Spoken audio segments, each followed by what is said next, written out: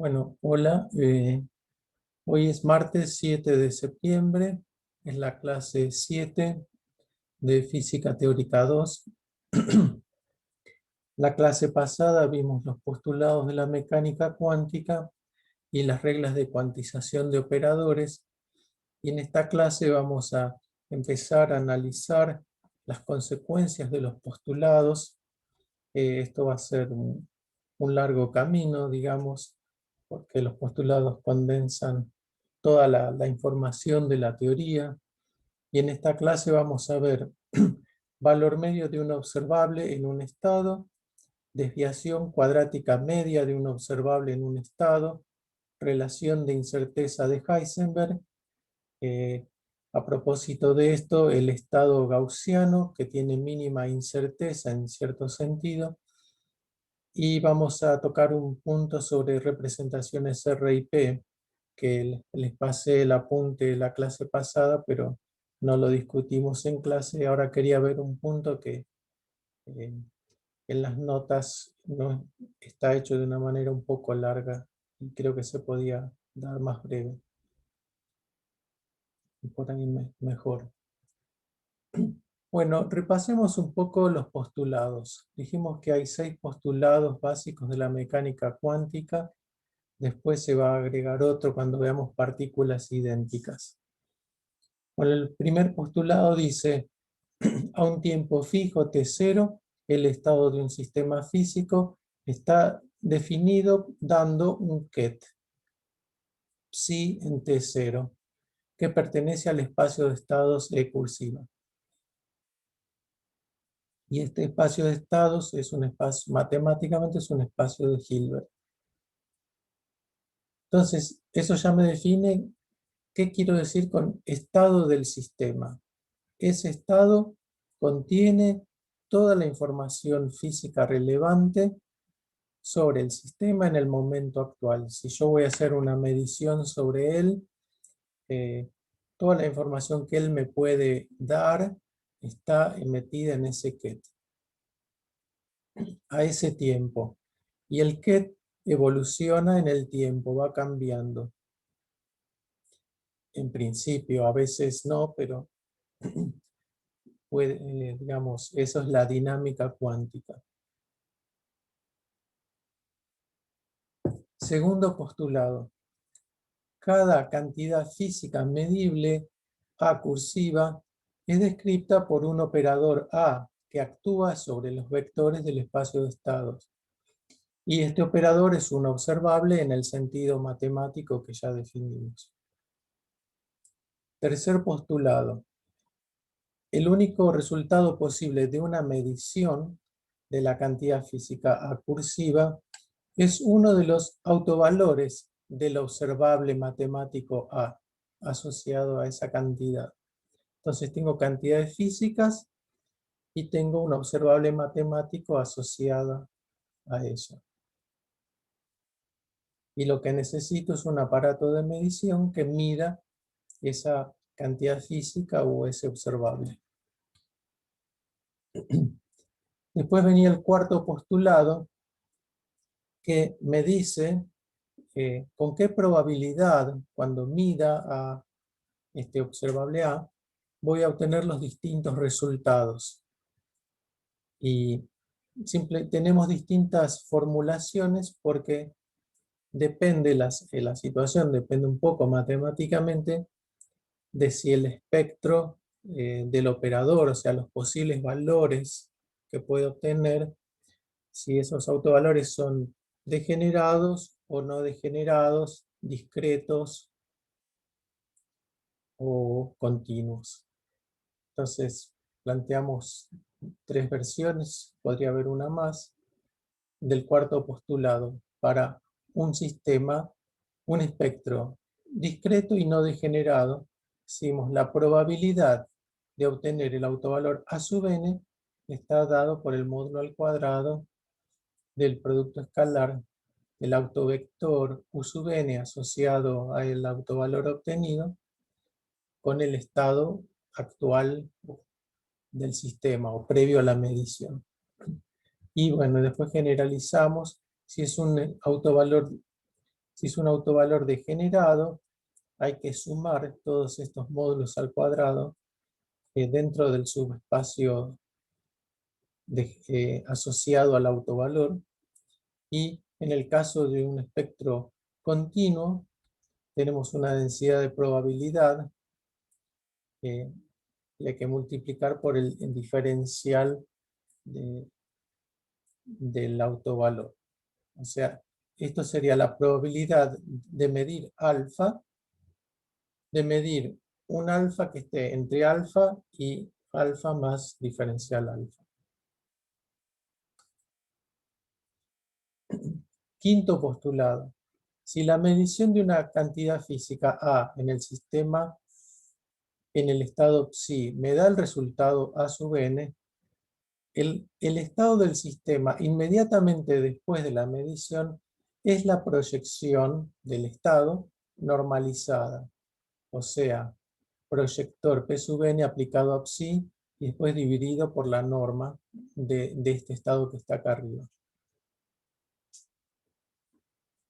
Eso es el postulado que nos habla del colapso del estado o de la función de onda.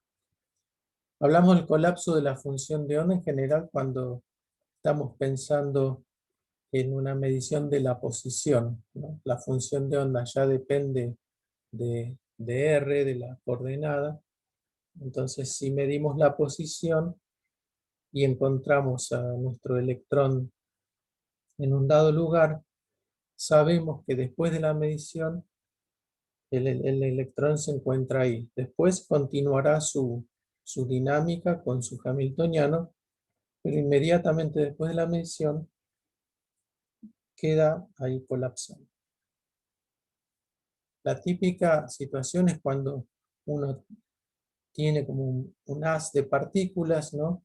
Y tiene una pantalla, tipo una pantalla fotográfica. De pronto ve puntitos en la pantalla. Y eso es lo que asociamos a una medición de la posición. Si bien los electrones venían como una onda de de Broglie extendido en el espacio, o sea, podían estar en cualquier lugar, cuando interactúan con esa pantalla, la pantalla actúa como medidor de posición y por alguna propiedad del material de la pantalla me avisa que el electrón se proyectó en un lugar y vemos un puntito. Bueno, sexto postulado. La evolución temporal del vector de estado psi está gobernada por la ecuación de Schrödinger y h barra derivada primera con respecto al tiempo igual al hamiltoniano, que puede depender del tiempo explícitamente, por psi, donde h de t es el observable asociado a la energía total del sistema. Y como decíamos la vez pasada, esta ecuación diferencial de primer orden es la que contiene toda la información para calcular la evolución del estado si no lo intervengo con otras cosas externas, como ser un aparato de medición, ¿no? O si de pronto yo enciendo un campo eléctrico o magnético, tendré que modificar el hamiltoniano, pero la ecuación que me da la evolución es siempre esta. Y vamos a trabajar durante el curso, después vamos a trabajar bastante con esto y vamos a hallar otras maneras de expresarlo a través del operador evolución. Pero la realidad es que acá está concentrada toda la información que uno necesita para sacar la evolución cuántica.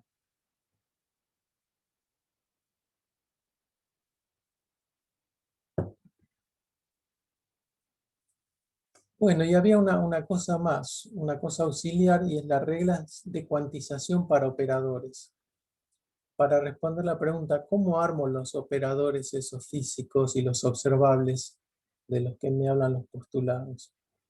Bueno, con la posición vector R, que es X y Z de la partícula, se asocia el observable R mayúscula, X y Z, y con el momento P minúscula de la partícula se asocia el observable P.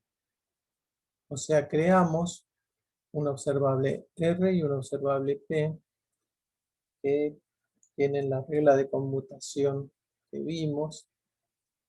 Y hoy vamos a discutir un poco más. El observable A, que describe una cantidad física A, se obtiene, acá está la regla, ¿no?, de cuantización, se obtiene reemplazando, si es necesario simetrizando, se reemplaza R y P donde aparezcan por los observables R y P. Y como R y P no conmutan, decíamos que a veces hay que simetrizar. Bueno, ese es el repaso de la vez pasada. Insisto en que los postulados son una formulación muy, muy condensada, ¿no? Ahí en esos 6 postulados está metida toda la cuántica y básicamente lo que tenemos que hacer ahora es aprender a usarla, a usarlos, a sacarles la información necesaria para interpretar, entender los sistemas físicos y para ver también qué es lo que realmente se puede medir en una dada situación. Es curioso que estos postulados hablan de una medición sobre un sistema cuántico aislado. En el momento en que se formularon estos postulados, ese tipo de manejo cuántico no era posible, ¿no? A lo sumo uno tenía un gas de átomos de hidrógeno o un haz de partículas o un sólido que está lleno de átomos, pero no se podía aislar un átomo de hidrógeno o un electrón. Y sin embargo, los postulados hablan de un sistema y de una medición sobre un sistema en particular. Así que hay una distancia entre esto y lo que uno después hace realmente en un laboratorio, que es, por ejemplo, medir una conductividad eléctrica, eh, medir un espectro de absorción de luz o eh, un experimento de scattering donde uno bombardea el sistema que quiere estudiar con otras partículas y ve lo que le pasa a esos proyectiles. Ese es el tipo de medición real que uno puede hacer, pero igual esos experimentos los puede o los debe y los debe interpretar en función de estos postulados.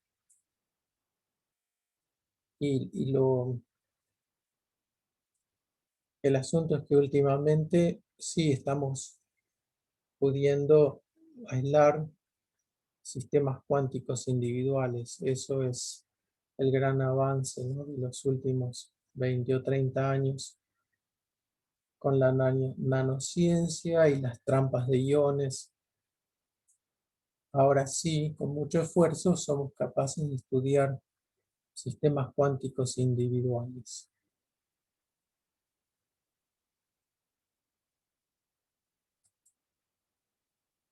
Bueno, pero volvamos o empecemos a sacarles un poco el jugo a los postulados y a pensar qué pasa en una medición. Hablemos del valor medio de un observable en un dado estado.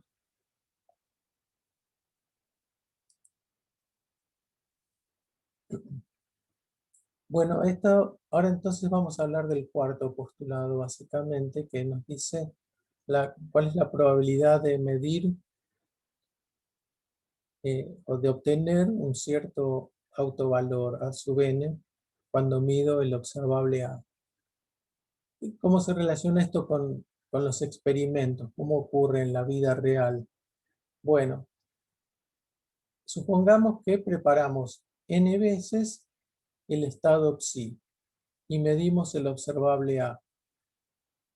Entonces somos capaces con un procedimiento de supuestamente preparar el sistema en un dado estado psi. Medimos el observable A, en las mediciones obtenemos n cursiva veces el observable A sub n. ¿Está bien? La suma de todos estos n cursivas me da el número total de mediciones que hago. Bueno, ¿cómo interpretamos el cuarto postulado? Lo que decimos es que tomo el cociente de n de A sub n, lo divido por el total de mediciones y en el límite en que n tiende a infinito, eso me da la probabilidad de la que habla el postulado de obtener el autovalor A sub n. ¿Está bien? Por ejemplo, si mido la posición, repito, hago el experimento una vez, me da un puntito en algún lado. Después repito en otro, y en otro, y en otro. Entonces, si n es finito, no voy a ver bien esta probabilidad, pero cuando lo repito un gran número de veces, 1000 veces, 1.000.000 de veces, empiezo a descubrir esta regla de probabilidades de la que me habla el cuarto postulado. Bueno. Ahora, valor medio obtenido en las n mediciones. Esto ya son, bueno, conceptos de probabilidad.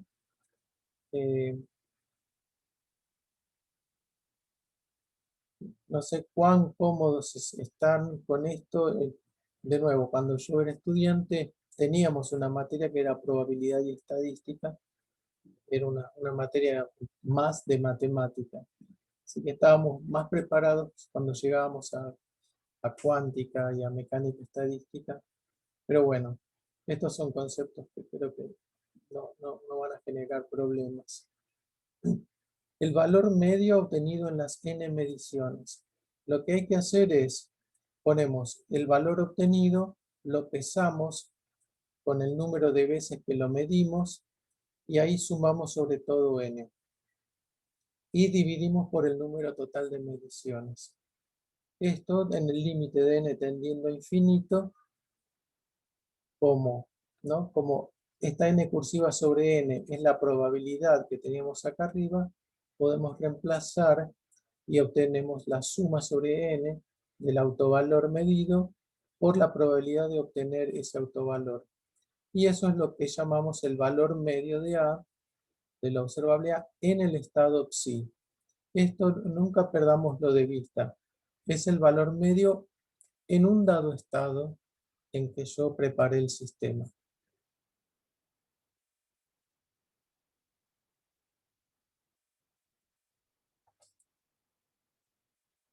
A ver, analicemos un poco esta expresión del valor medio.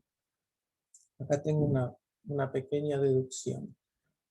Bueno, según el cuarto postulado, en el caso de un espectro discreto y degenerado, la probabilidad de obtener A sub n es suma sobre i hasta g sub n, ¿no? Degeneración del subespacio asociado a A sub n.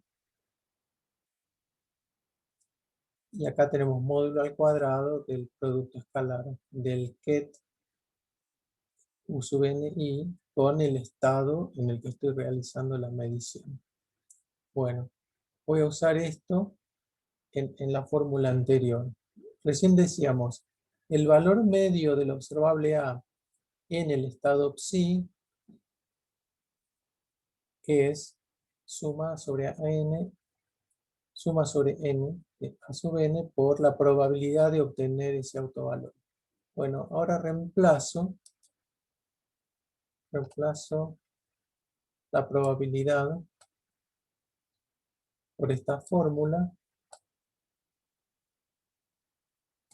nada más.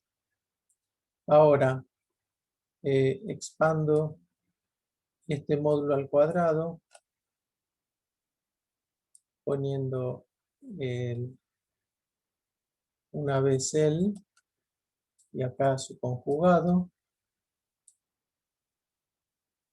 Después, este número a sub n es un número, lo puedo mover dentro de la expresión. Lo que hago es ponerlo ahí adentro. Entonces obtengo como un sándwich, un valor medio. En todo caso, esto sería a sub n por la identidad, si lo quieren ver más formalmente. A este no le hice nada. Y ahora sí transformo este autovalor multiplicado al ket, que es autovector de mi operador, lo puedo reemplazar por el operador actuando sobre el autovector. Esto me daría a sub n por el ket.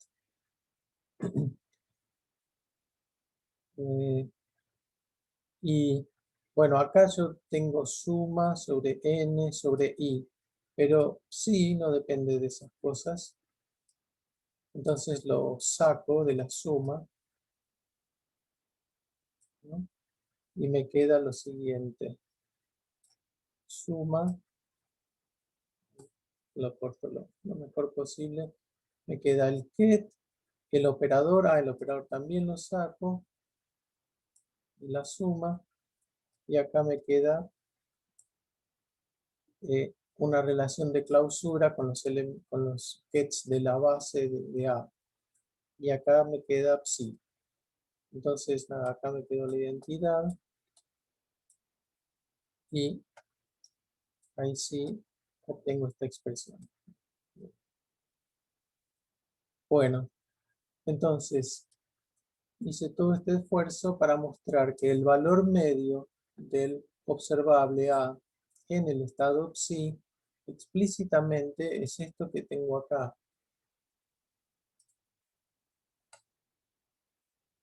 Es el elemento de matriz del operador A entre psi en ambos lados. Y esto es el valor medio del observable. Bueno, esta es una fórmula que va a aparecer todo el tiempo, es muy importante.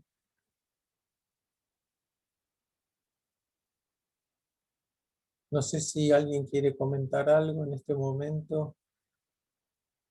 Si pueden abrir el micrófono mejor, así no tengo que ir al chat.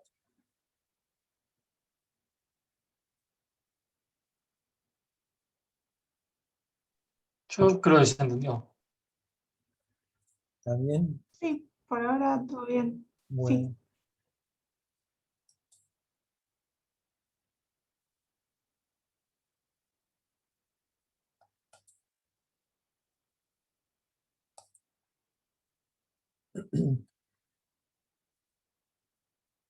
Bueno, esta deducción la hicimos acá trabajando con el caso de un espectro discreto.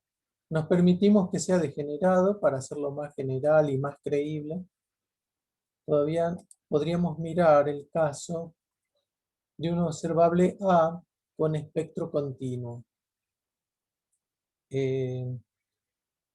No voy a hacer todo, pero voy a escribir algunas cosas. El diferencial de probabilidad de obtener A es el diferencial del número de veces que obtengo el autovalor alfa dividido n. No, esto es la generalización de lo que vimos recién. Y a ver,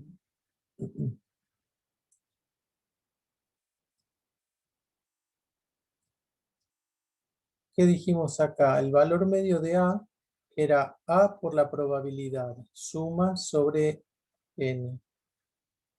Ahora decimos, el valor medio de A es el autovalor por la probabilidad de obtener ese autovalor integrado. La probabilidad de obtener entre alfa y alfa más diferencial alfa es esto, ¿no? Esto ya es conocido, es la densidad de probabilidad por el tamaño de ese intervalito de alfa. Y la densidad de probabilidad la saco haciendo de nuevo el producto escalar entre el vector, autovector del observable y mi estado, módulo al cuadrado. Y este es el coeficiente con el que expande el estado. Entonces, usando estos elementos, reemplazando, haciendo lo mismo que hicimos en la slide anterior, pero me salteo los pasos, obtenemos que el valor medio de A tiene acá el alfa, tiene los dos productos escalares, etc. Y, bueno, finalmente se llega a que el valor medio es el sándwich de A con el estado. O sea, exactamente la misma conclusión que antes, pero que se puede deducir así en un caso de espectro continuo. Les propongo acá que miren todo esto, junten los pasos y hagan esta parte, ¿no? Son un par de pasos que faltan. Pero la conclusión es esta. Si yo mido muchas veces, 1000 veces, 1.000.000 de veces A, voy a obtener en esta variable que tiene un rango de valores, voy a obtener el valor medio y eso lo puedo calcular desde la teoría haciendo este sándwich del operador en el estado actual sobre el cual mido. Bueno, un par de ejemplos. ¿Qué operadores puedo tomar? Bueno, el operador posición en X es uno. Entonces acá miramos valor medio de X en un estado psi. Entonces dijimos es el sándwich de X en este operador, en este estado. Acá introducimos la identidad.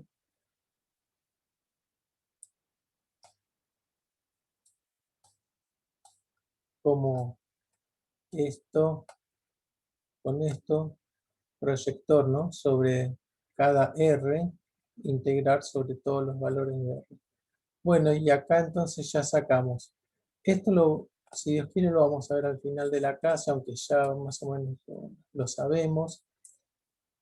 El sándwich del operador X entre el bra R y el estado psi es, en lenguaje de funciones de onda queda, es psi en R por la posición X. Es la misma que aparece ahí en el argumento de la función de onda. Y después, en este producto escalar psi R es la función de onda conjugada en R. Bueno, entonces como valor medio de X, obtenemos esta expresión que ya puede ser conocida o recordada de física 4, ¿no? Es el valor medio de esta cantidad que se lo calcula con la función de onda módulo al cuadrado. Este es como el caso más tangible, ¿no? Que uno puede ver más fácil, y en un caso de espectro continuo. Acá tenemos otro ejemplo de valor medio del momento, la componente X del momento. Bueno, de nuevo, ensanguchamos el operador en psi.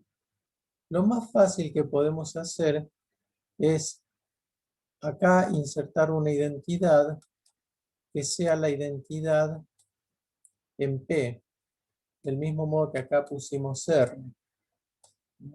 Acá pongo P. Y obtendríamos acá la función de onda, pero su transformada de Fourier, ¿no? O sea, expresada en el espacio P. Y acá esto es sencillo, me queda el autovalor del operador P directamente. Y esta es una expresión muy parecida a esta que teníamos acá, ¿no? Gracias a que Acá a la derecha expresamos el valor medio del momento en la base de momentos, y acá expresamos el valor medio de posición en la base de posición.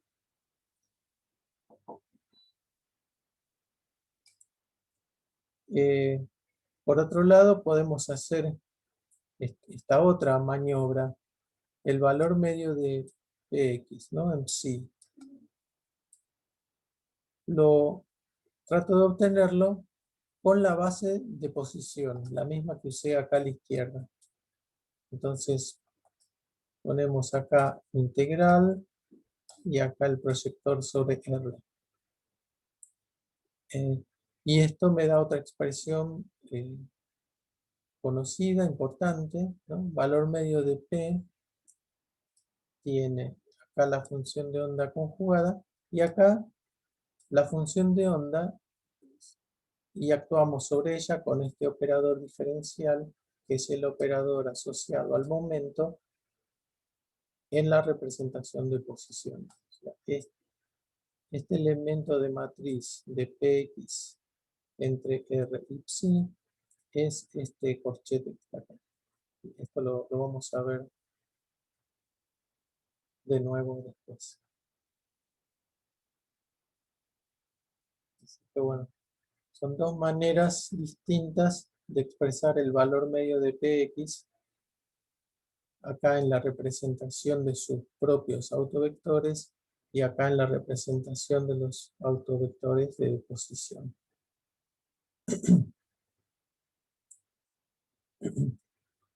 Hablaron de esto la vez pasada con Nicolás, ¿no? Un poco. Sí. A mí me quedó un poco la duda de la clase pasada, también de la práctica, lo de la transformada de Fourier. No me acuerdo muy bien por qué la transformada te queda en los momentos. Sí, sí. Al final de la clase yo tengo esto trabajado un poco. Déjame llegar ahí. Ah, ok, genial. Igual, viste, se produjo este problema de que la sección, perdón, que yo me refiero al Cohen como si fuera el libro sagrado. En la sección E del capítulo 2 se habla de estas dos representaciones, posición y momento, y se trabajan en Ok. todas estas relaciones. Yo en la teoría, en la teórica no llegué a darlo, digamos, y les pasé un apunte, pero lo salteé para no atrasarme con respecto a la práctica, pero les diría que lo miren y voy a tratar de ir subsanándolo de a poco. También la idea era no cortar un poco con la matemática y ya empezar con los postulados.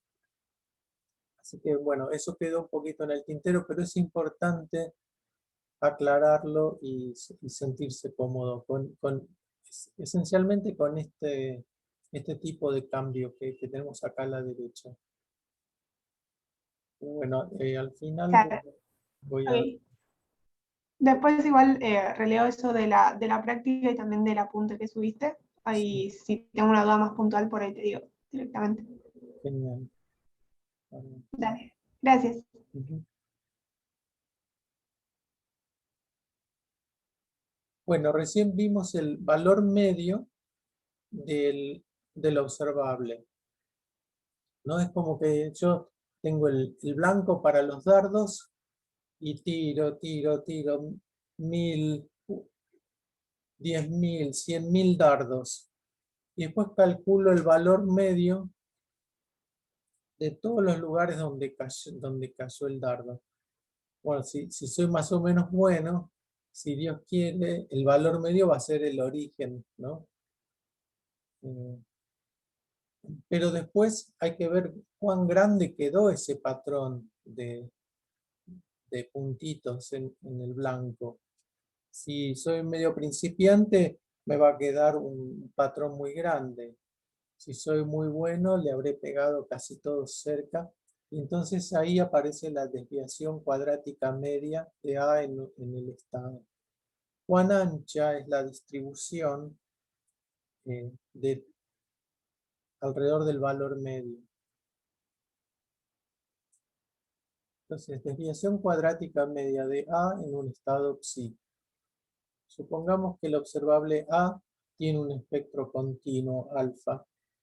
La densidad de probabilidad de medir alfa está dada por una curva, digamos algo así, ¿no? Acá un dibujo arbitrario.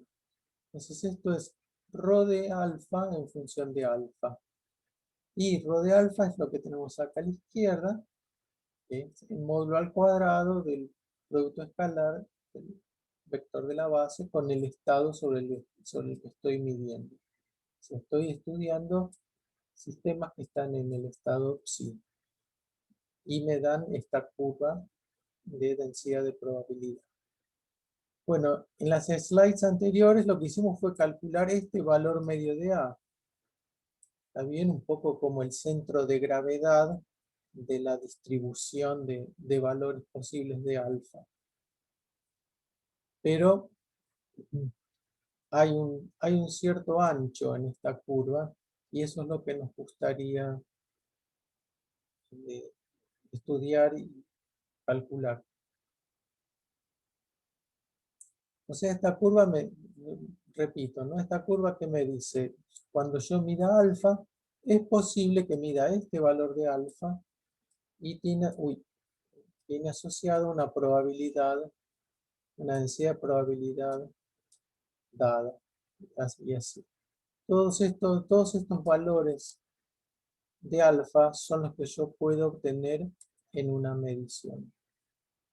Si repito la medición muchas veces, podré reproducir esta curva.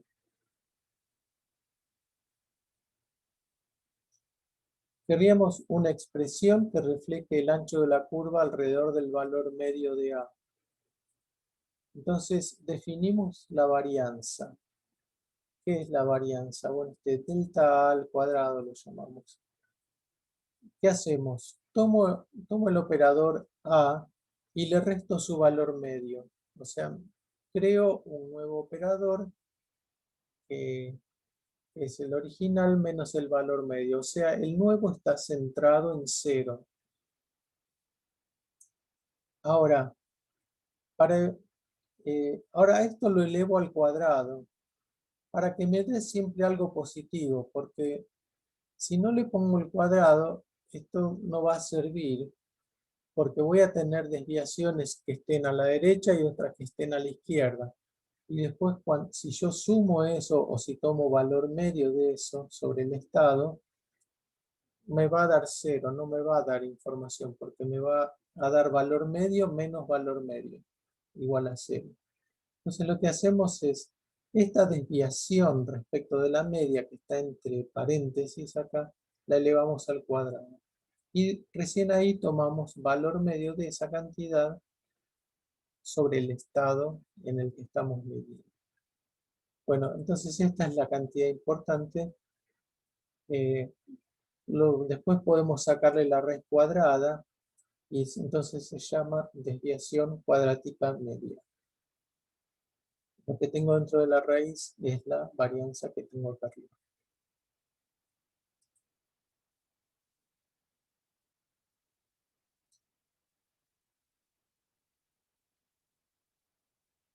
Entonces, ¿dónde aparece el observable? Aparece ahí, ¿no? Obvio.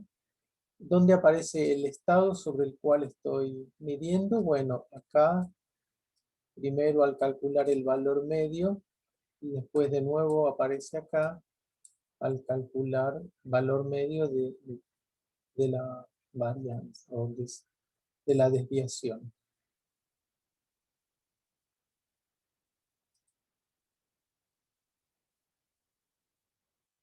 A ver, miremos un poquito esta expresión porque vamos a llegar a una expresión equivalente que es la que más se usa. Bueno, teníamos la desviación cuadrática media, la tenemos acá, A menos valor medio. Entonces, acá que hice, no, simplemente reemplacé estos corchetitos por lo que quieren decir que es ensanguchar con el estado psi. Bueno, pero ahora miremos esta expresión. A menos valor medio al cuadrado. Bueno, puedo desarrollar, tengo A al cuadrado menos 2 valor medio por el operador más valor medio de A al cuadrado. Ahora, de todo eso tomo el valor medio, acá afuera. Entonces el valor medio entra en cada término. Acá tengo A al cuadrado valor medio. Acá tengo un 2, tenía valor medio y A. Entonces lo que pasa es que se viene el valor medio aquí, ¿no? Borro para que si no confunde.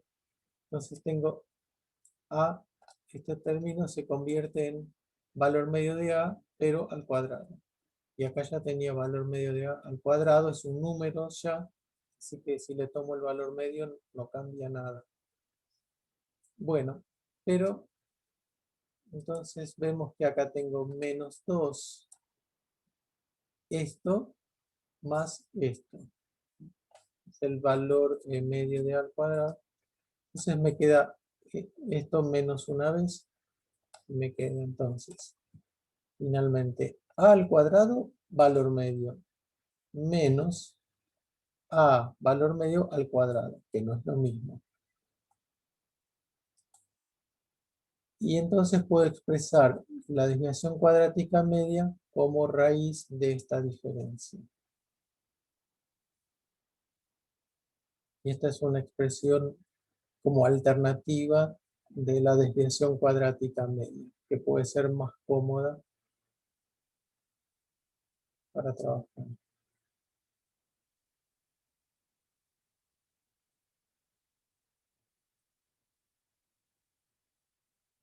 A ver,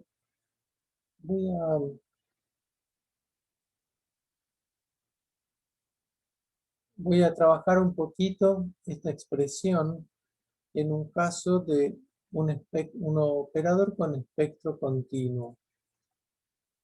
Veámoslo, esto es rápido. Tengo valor medio de A. Ya acá voy a tener valor medio de A y valor medio de A al cuadrado. Entonces voy a trabajar las cosas. Digo, valor medio de A es el sándwich. Agrego una identidad. Después, con la relación de clausura, reemplazo la identidad.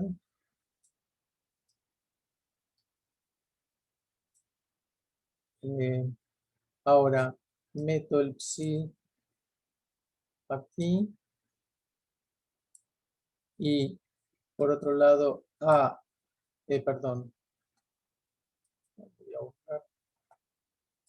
Aplicando a derecha sobre el bra, me saca un alfa porque B sub alfa es estado de A es hermítico, entonces sale el autovalor y acá ya obtengo esto que ya es bastante familiar, es el módulo al cuadrado del producto escalar y esto ya reconocemos que es la densidad de probabilidad de obtener ρ.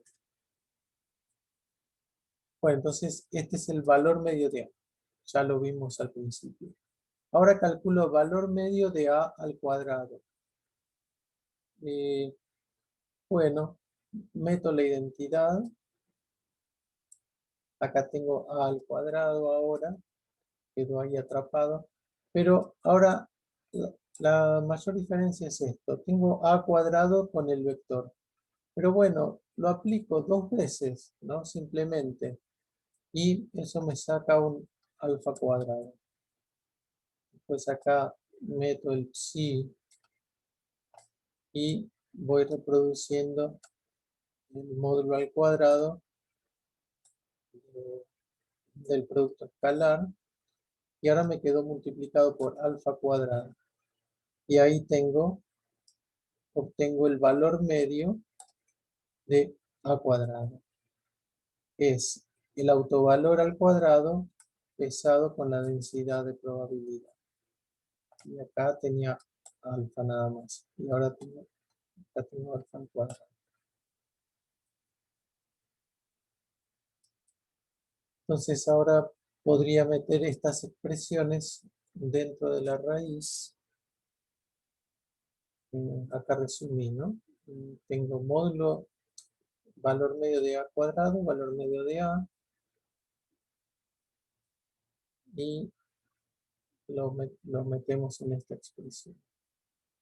Acá el LaTeX no me dejaba escribir una raíz larga de todo, así que finalmente opté por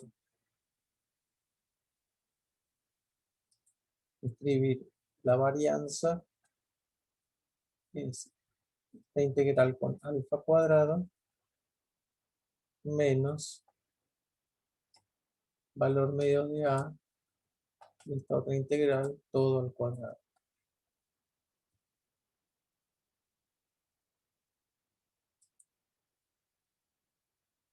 Bueno, creo que es un buen momento para parar y hacer el recreo. Haremos unos 10 minutos, si les parece.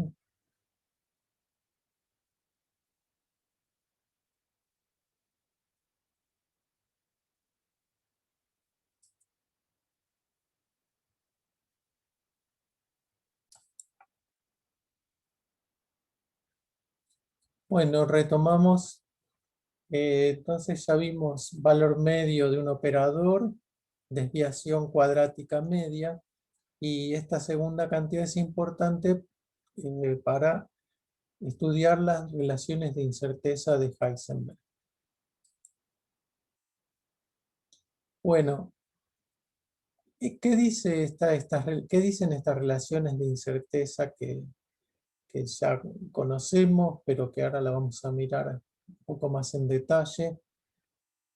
Para un estado dado psi, se cumple que, bueno, tomemos la primera, por ejemplo, sobre x, la desviación cuadrática media del observable x por la desviación cuadrática media de p sub x es mayor o igual que h barra sobre 2, donde estas delta del operador son lo que acabamos de definir, la desviación cuadrática media sobre un dado estado, ¿no?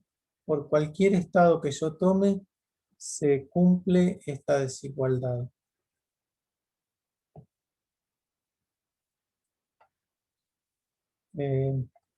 Esto, ¿qué significa, no? En términos físicos, bueno, seguramente lo discutieron bastante en Física 4, pero resumamos un poco la idea.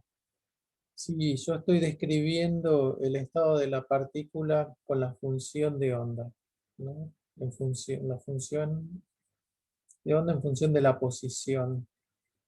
Bueno, puede ocurrir que la función de onda sea algo muy, muy extendido en el espacio.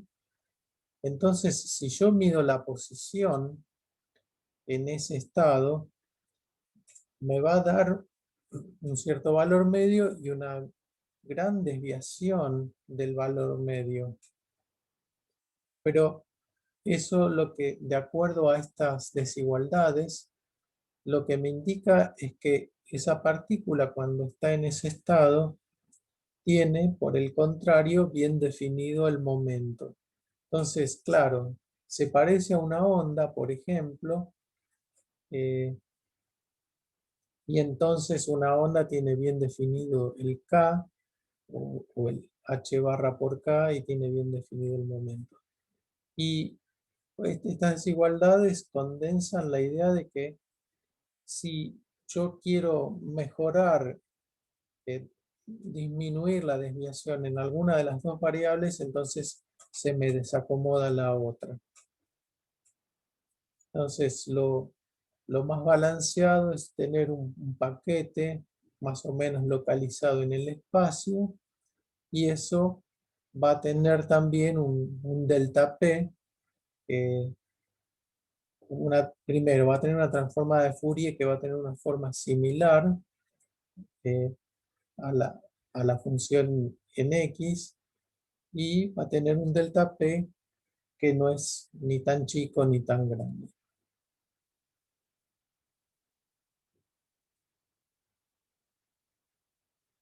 Y lo que siempre terminamos diciendo es que es, bueno, medir simultáneamente con certeza X y P, porque cuando una la tengo muy localizada, la otra la tengo totalmente deslocalizada.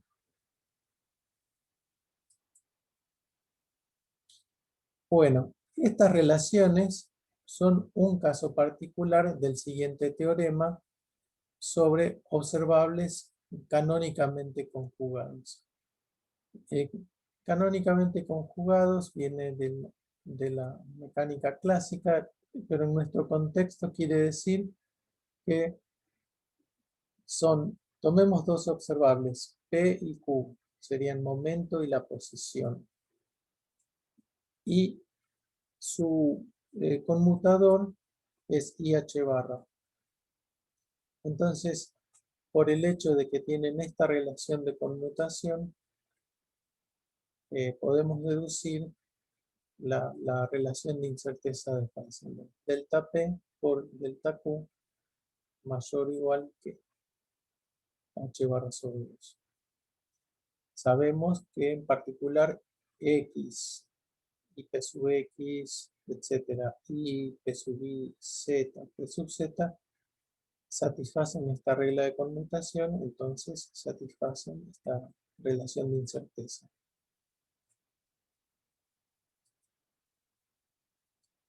Podemos hacer la demostración de esa relación de incerteza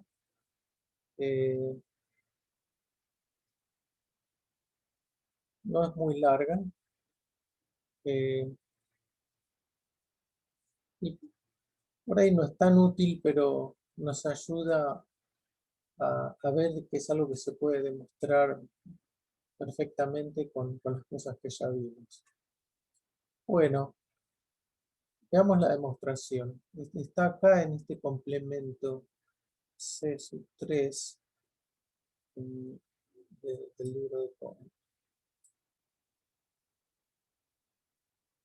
La relación de incerteza de P y Q.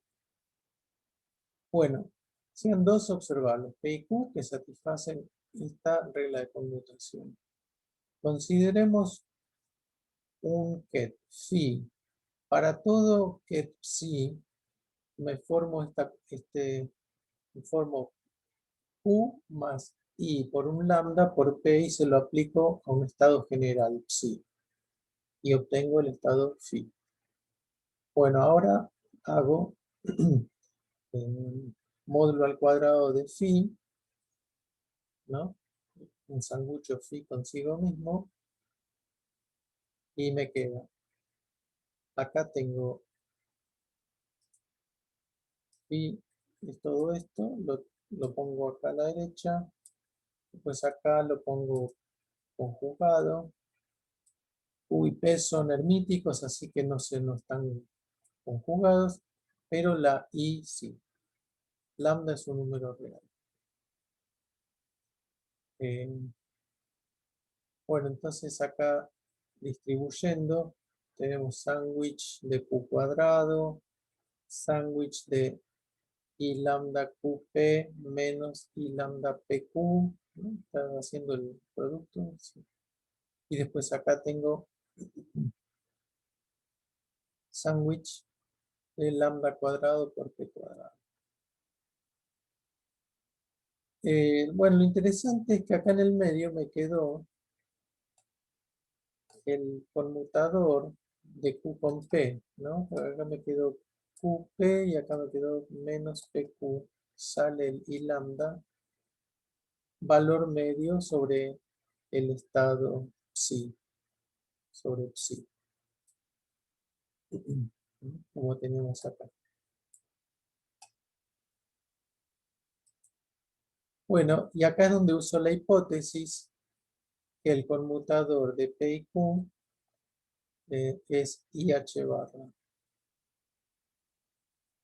Entonces acá reemplazamos y obtenemos esto.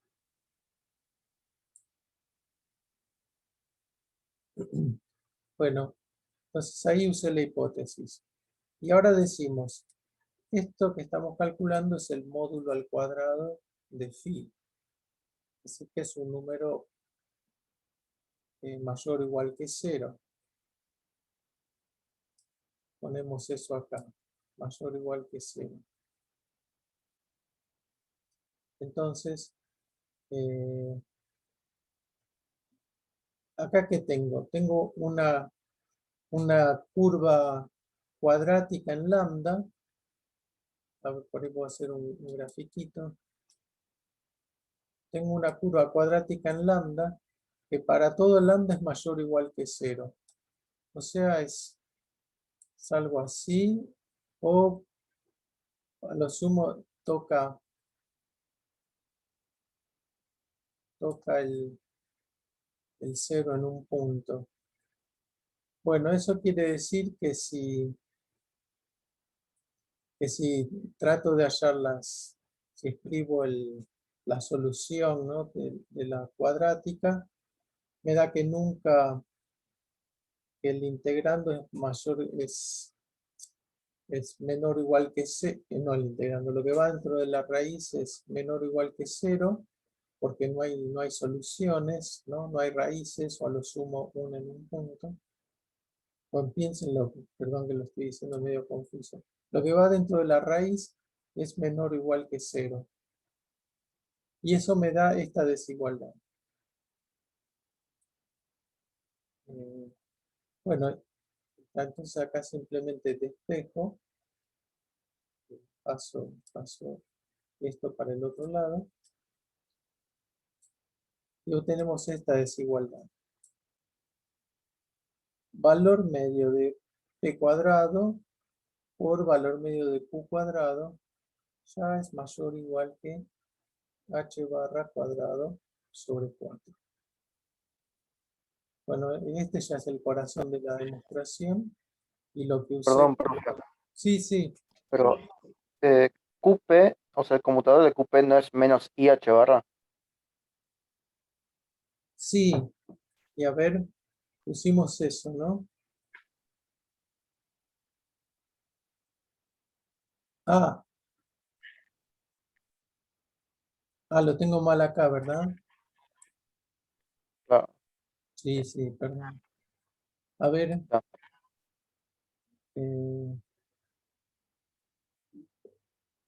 Ay, sí. Bueno,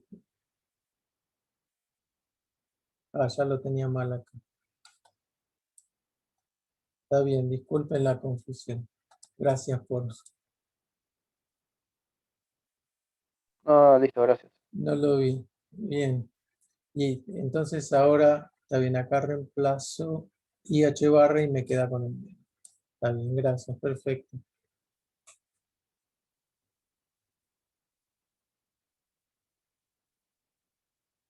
Disculpa, pero si fuese menos IH barra, ¿no te quedaría un más lambda H barra?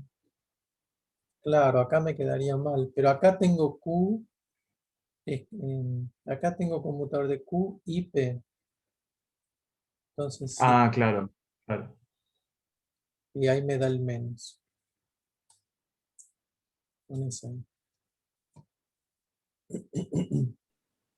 Sí, no, lo Perdón, yo hay tenía. algo que no entendí. ¿Perdón? Que hay algo que no entendí Sí, con la demostración.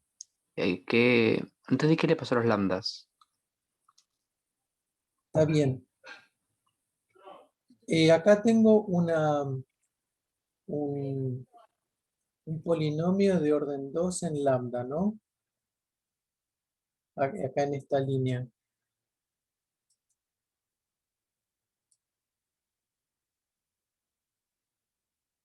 ¿Está bien? Sí, sí. Y si esto fuera igual a 0, o sea, yo puedo plantear, ¿viste esta ecuación?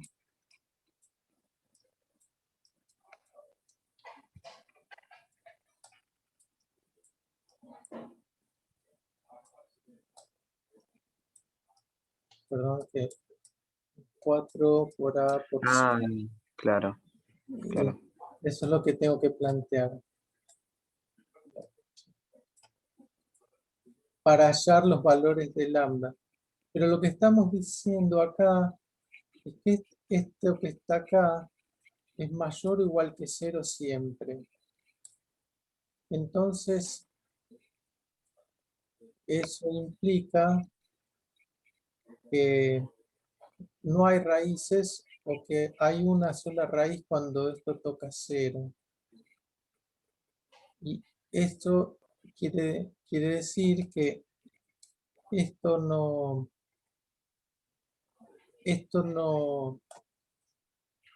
me da negativo o 0. Y esa es la condición que escribí acá. Esto que está Claro. acá es el b cuadrado, es el b es h barra. Menos 4 por a por c. Claro. Ok, ahí lo veo. Bueno. Gracias.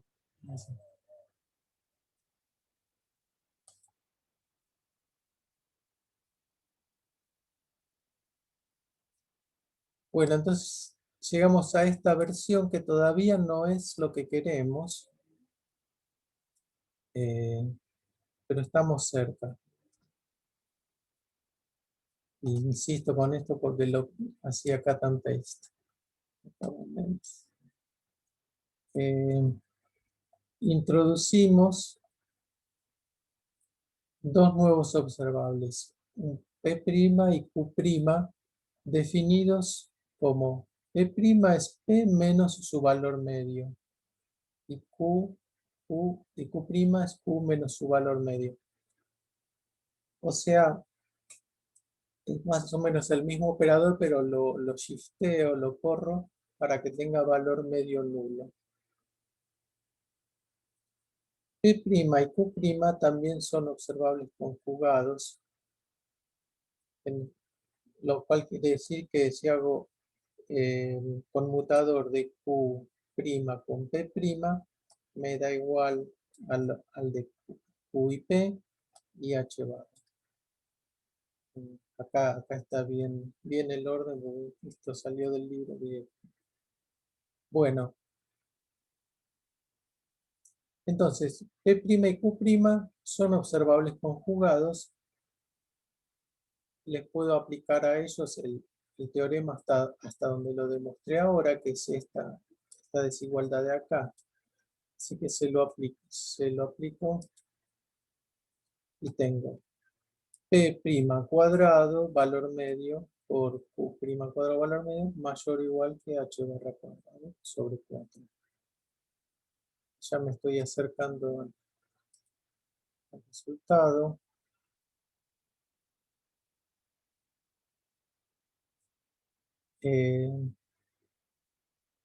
Valor medio de P' al cuadrado, raíz, ya es la desviación estándar de P y lo mismo con Q. Mirando las definiciones, ¿no? de P' y la definición de desviación estándar.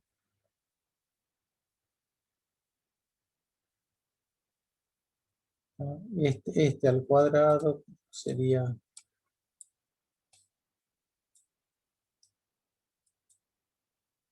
y lo metemos dentro de la definición y nos da la definición estándar. Bueno, espero que se vea eso.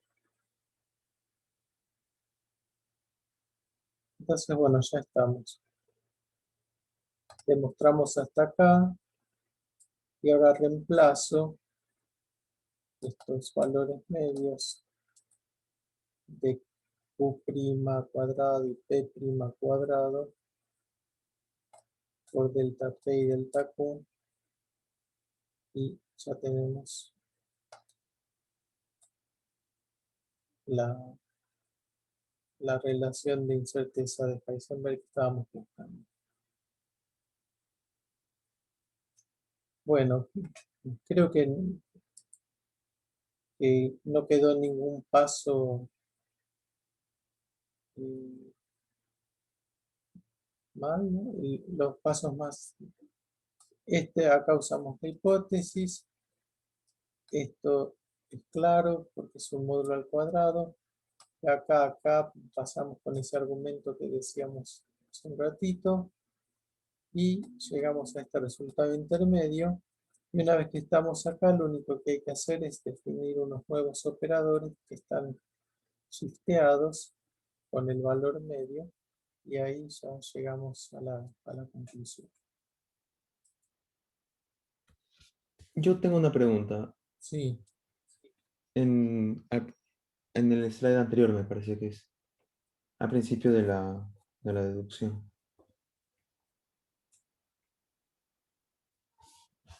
Ahí, en la línea en la que dice consideremos, ¿por qué considero eso? Porque parecería que la deducción es dependiente de esa consideración y me resulta un poco caprichosa.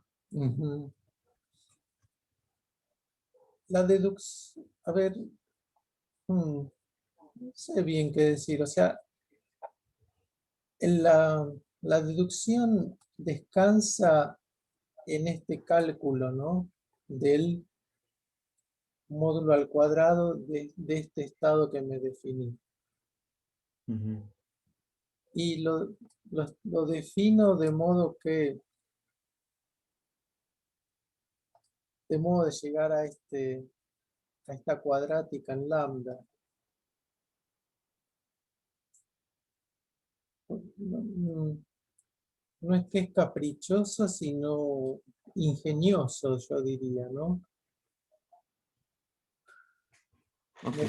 Me permite, me permite ponerme frente a esta desigualdad, porque yo sé que esto es el módulo al cuadrado de un ket. Y no sé si Ok. no se me ocurre nada mejor que decir, no sé si alguien, algún compañero, La pregunta. sí, Yo lo veo como cuando hacíamos en Mate 1, que proponíamos a veces una función para demostrar algo, pero nada más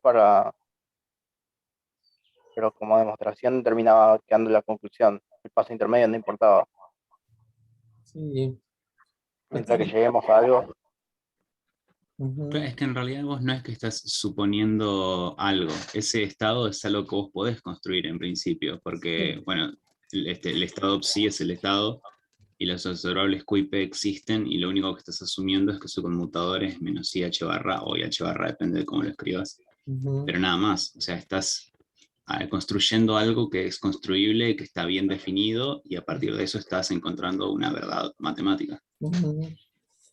Sí, el tema es que esta definición, esta demostración, perdón, no dependa de ese estado que creaste.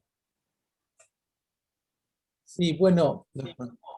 yo pongo el énfasis en que no depende de psi. Psi- igual el estado no depende porque podrías tomar P igual a 0 y ver, pero igual, ahí no te cumpliría y- el IH barra, pero entonces tampoco podrías hacer todos los pasos siguientes. Pero claro, no, no, puedes poner Q y P que vos quieras, siempre y cuando te cumpla el conmutador. Totalmente arbitrario. claro. La, la- la- Claro, eso sí. para mí la generalidad y la validez de la demostración es que acá hay un paso previo que yo no dije, es para todo estado, sí, bla, bla, bla, y vale esta desigualdad, y vale esta, ¿no?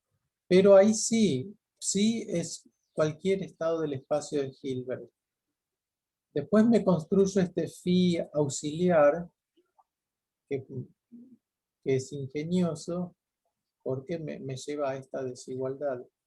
Pero el tema es que esta desigualdad valga para todo estado, ¿no? Estos valores medios esconden un psi, que es general.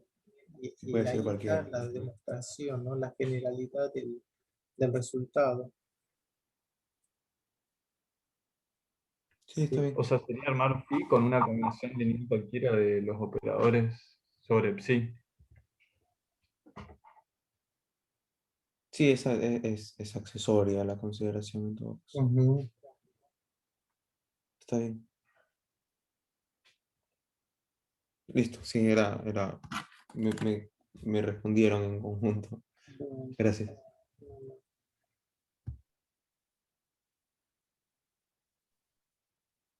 Profe, yo tengo otra consulta ahí en la 22. Sí, eh, en el último paso era, sí. de la 22. Ahí. Acá. ¿Por qué cuando tomamos la raíz no tomamos que pueda ser delta P por delta Q mayor a menos H barra sobre 2?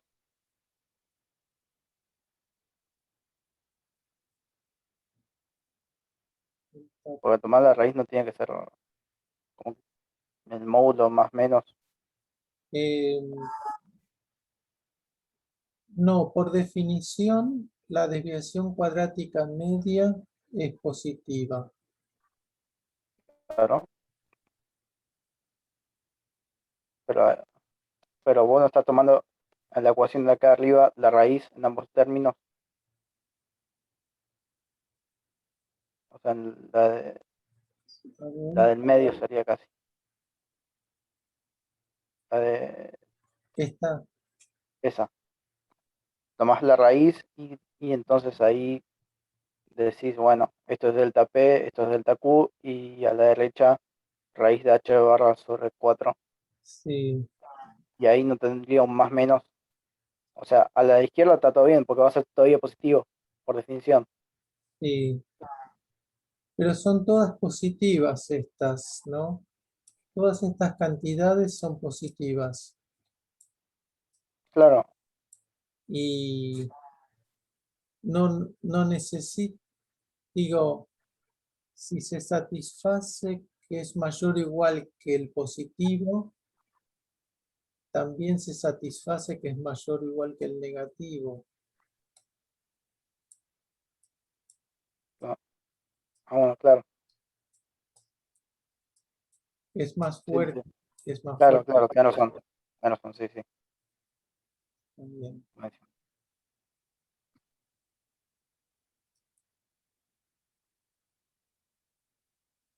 Sí.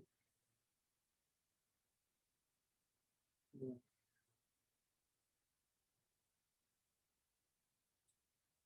Me persigue acá el signo mal. Bueno, entonces nuestro teorema fue, si son canónicamente conjugados, P y Q satisfacen esta regla de conmutación, entonces vale esta relación de incerteza. Esto en realidad se puede generalizar eh, para dos operadores A y B que tengan un dado conmutador. Ya no igual a IH barra, sino algo, ¿no? A conmutador con B. Y se puede demostrar que el producto de las desviaciones estándar es mayor o igual que un medio módulo de valor medio del conmutador de ambos. Lo que hicimos recién fue simplemente reemplazar acá por IH barra. El conmutador o todo valor medio del conmutador lo reemplazamos por IH barra y obtuvimos la relación de acá arriba. Bueno, yo tengo hecha la demostración en unas notas, creo que no está en el libro, pero no, creo que no hace falta que lo hagamos, pero es bueno saber que el resultado este es más general y es así como está.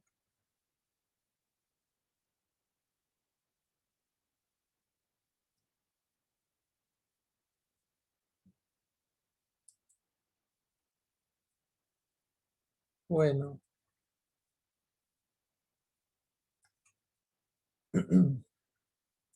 En el complemento C3 que les mencioné hace un rato, de donde saqué la demostración anterior, hay otra subsección dedicada a, bueno, a estudiar el estado con mínima incerteza, que es el paquete gaussiano. La idea es la siguiente. Estoy viendo en el chat.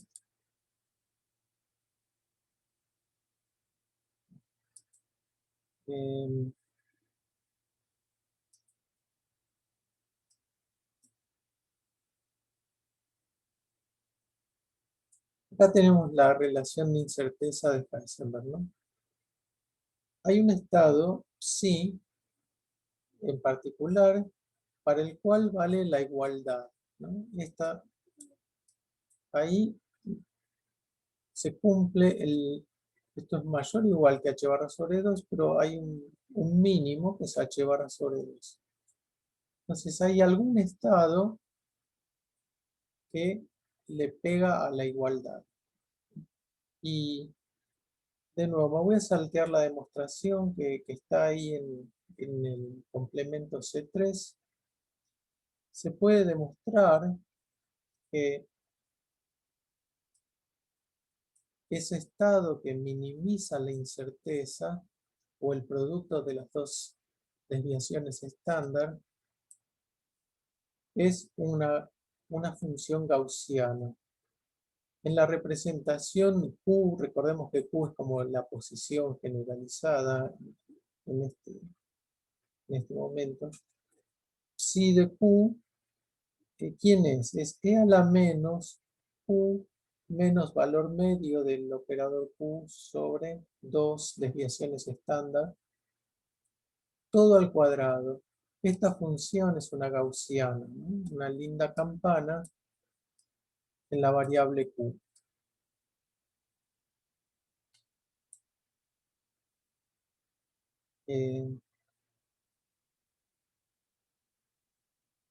Bueno, eso es lo más importante. Y acá está la constante.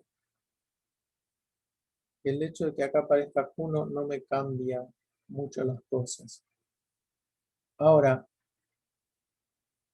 este es el estado en la representación Q. También lo puedo ver en la representación P de los momentos o del otro operador conjugado.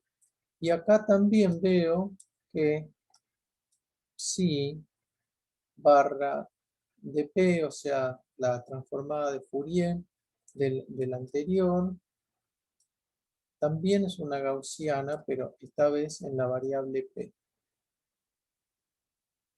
Así que bueno, este es un caso importante y paradigmático. Es como lo mejor que podemos hacer. Si queremos que ninguna de las dos variables esté muy dispersa, lo mejor que podemos hacer es ponerle un paquete gaussiano, poner la partícula en un paquete gaussiano, que va a ser gaussiano en ambas representaciones, en Q y en P, o posición y momento.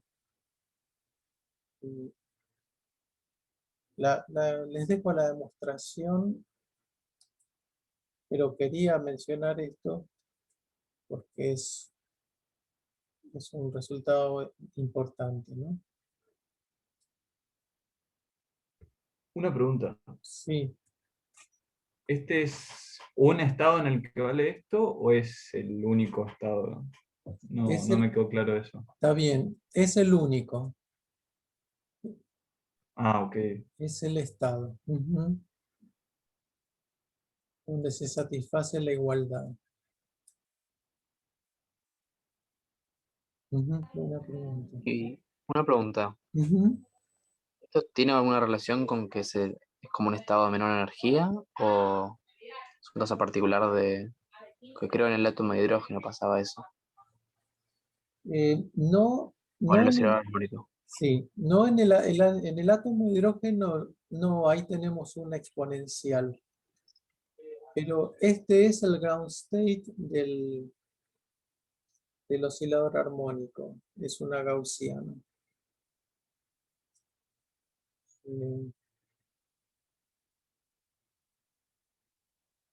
O sea, no hay una relación general y unívoca entre ser el ground state y cumplir esto. No.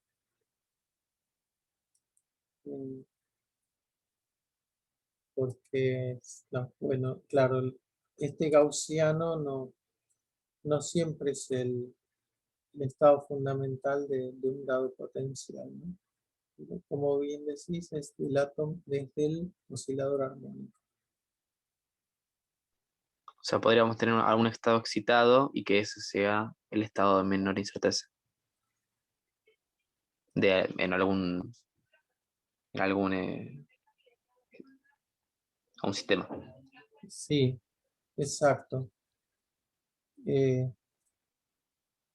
Exacto. Y no hay que asimilar estado excitado con un autoestado del hamiltoniano, ¿no?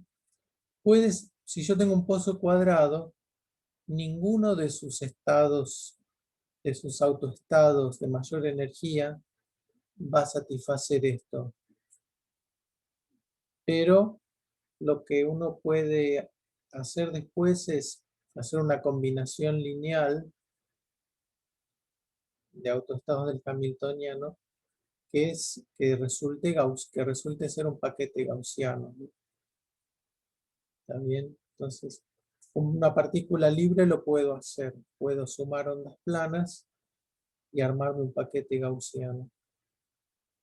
Pero ese paquete gaussiano no va a ser un autoestado del hamiltoniano. Eso es lo que quiero decir. Ok. Ok. Pero sí, el oscilador armónico en este sentido tiene un rol privilegiado.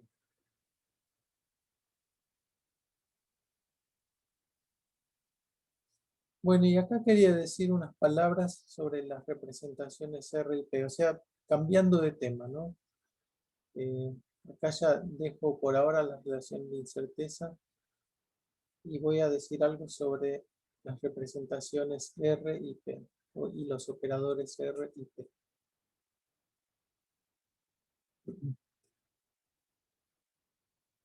Bueno,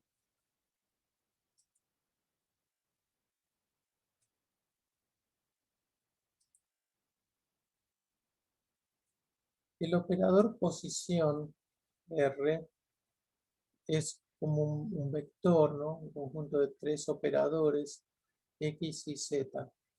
Sabemos cómo actúa cada uno de estos operadores sobre una función de onda, o sea, en el lenguaje más avanzado, en la representación posición. ¿Cómo actúa? Si yo le aplico X, ponete, a una función de onda, lo que estoy haciendo es multiplicarla por la coordenada X que está ahí en el argumento. Y esto entonces me da una nueva función de onda. De nuevo, la prima no es derivada, sino de otro valor, otro nombre. Bueno, esto es lo que yo sé. Sé cómo aplicar el operador posición sobre funciones de onda. Ahora, si quiero actuar sobre un ket, ¿no?, que es su versión platónica en el espacio de Hilbert, entonces su acción sobre el ket está dada por esto mismo de acá. Entonces, digo lo siguiente. El operador X aplicado al ket me da otro ket que lo llamo psi'. Bueno, ¿quién es este ket? ¿Qué le pasa? Bueno, lo tengo que mirar en alguna representación para saber quién es. Entonces hago esto. Lo proyecto, lo miro en la representación de estos kets posición, ¿no? De nuevo el asunto de que no di esto en el orden correcto. Pero bueno, tengo una base del espacio de Hilbert que son estos kets de R. Entonces acá multiplico por el bra de R esto que estoy tratando de... Perdón, profe.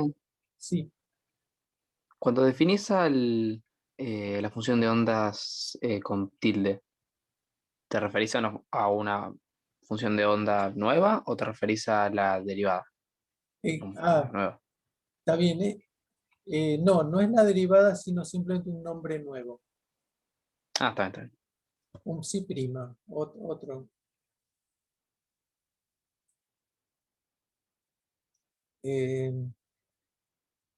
Y ahora estoy tratando de ver quién es este ket psi prima, que está asociado a esa función de onda psi prima.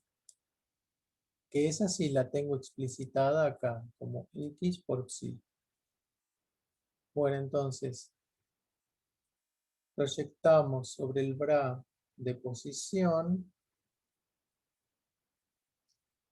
x por psi es psi prima, x por psi es psi prima. Ahora, esto yo sé que esto es la función de onda de psi prima, es esto. Y yo esto sé que es x por psi. Entonces estoy averiguando quién es el ket psi prima en la representación de posición. Es igual a x por la función de onda psi. Perdón, profe, pero cuando haces por el bra de la posición, ¿no? Ahí le está diciendo en qué espacio estás trabajando, tipo cartesianas, esféricas o eso, o es otra cosa. Estoy diciendo en qué base del espacio de Hilbert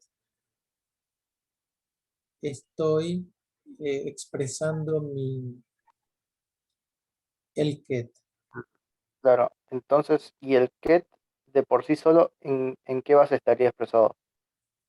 El ket justamente no es, cuando yo escribo algo así, un ket, ¿no?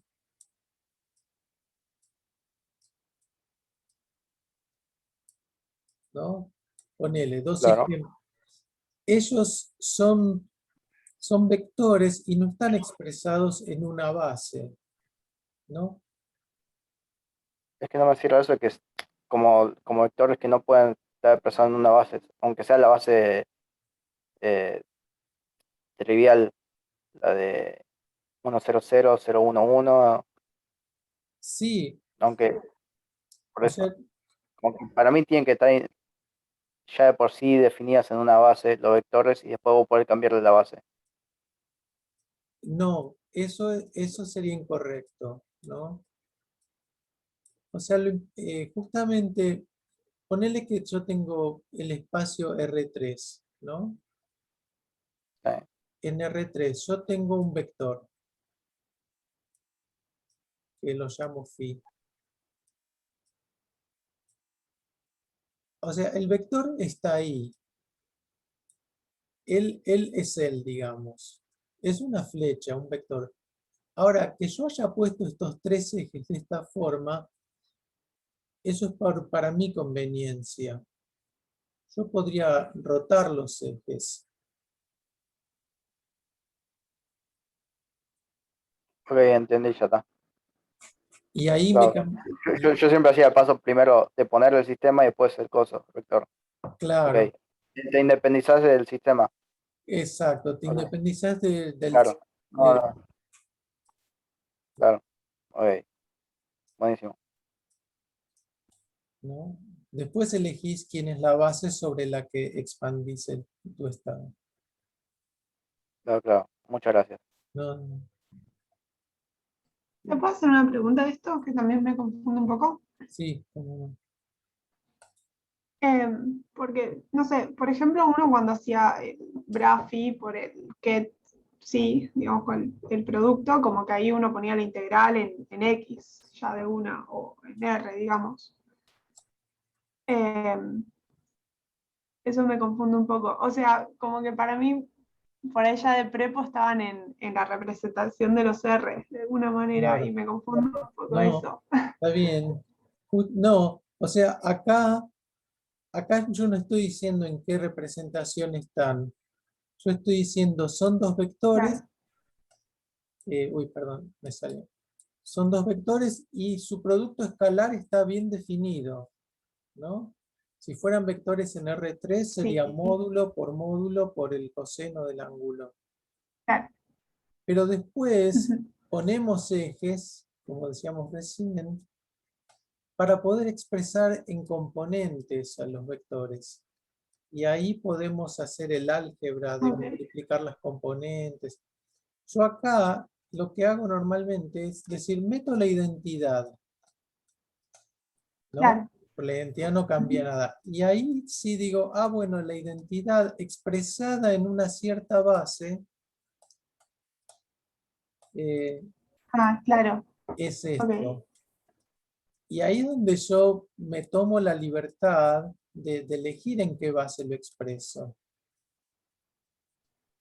Perfecto. Claro, o sea, de si pones en R o en P, digamos. Claro.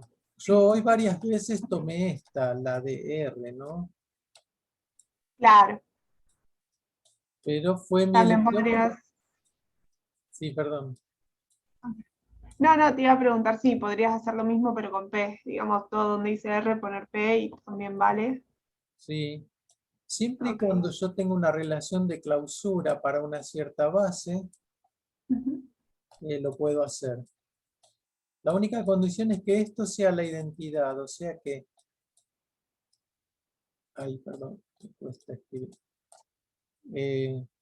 La identidad es igual a todas, tiene todas estas diferentes expresiones. Claro, Y yo puedo usar la ok, que me convenga. ok, genial. Y una pregunta más. Ujú. En el último renglón de esta diapo, como que el R te viene a expresar en qué base estás. Ujú. Ok. Sí, Es como más de notación o... bueno, esta es una base. Es esta base. Sí. Que es Ok. un ket. Ahí entendí. Son kets que cuando miro su expresión como función de onda, son deltas de Dirac centradas en R. Claro, Es ok. una base particular. Claro, y entonces por eso cuando haces el que por el verá te queda directamente centrado en ese punto, ¿no? Claro, cuando hago esto, lo que me queda es la función de onda en R. Genial, ahí entendí, mil gracias. Ujú. De nuevo, disculpen, les insisto, todo esto está en la sección E, que por ahí al final fue un error no haberles dedicado un tiempo en la clase, pero mírenlo y miren unos apuntes que yo puse en la página web también, a ver si surgen más dudas.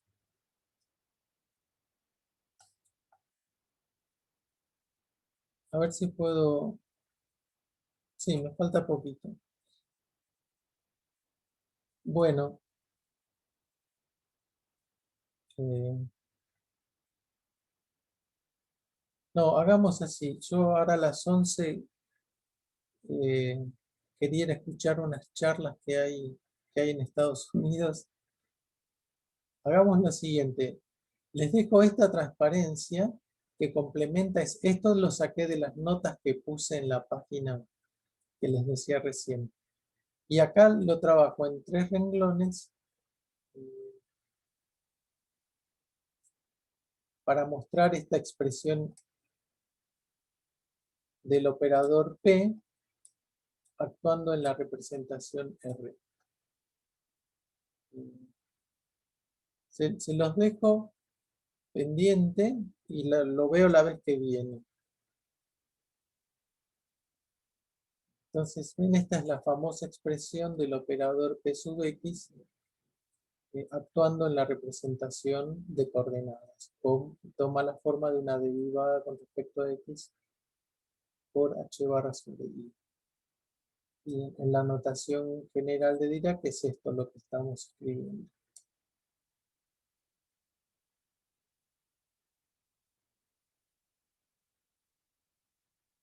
Bueno, entonces voy a concluir. En esta clase vimos valor medio de un observable en un estado, desviación cuadrática media de un observable en un estado. Aprovechamos eso para estudiar la relación de incerteza de Heisenberg. Vimos el estado gaussiano como el estado de mínima incerteza o máximo balance entre la incerteza de P y Q. Y después mencionamos algo de representaciones de R y P.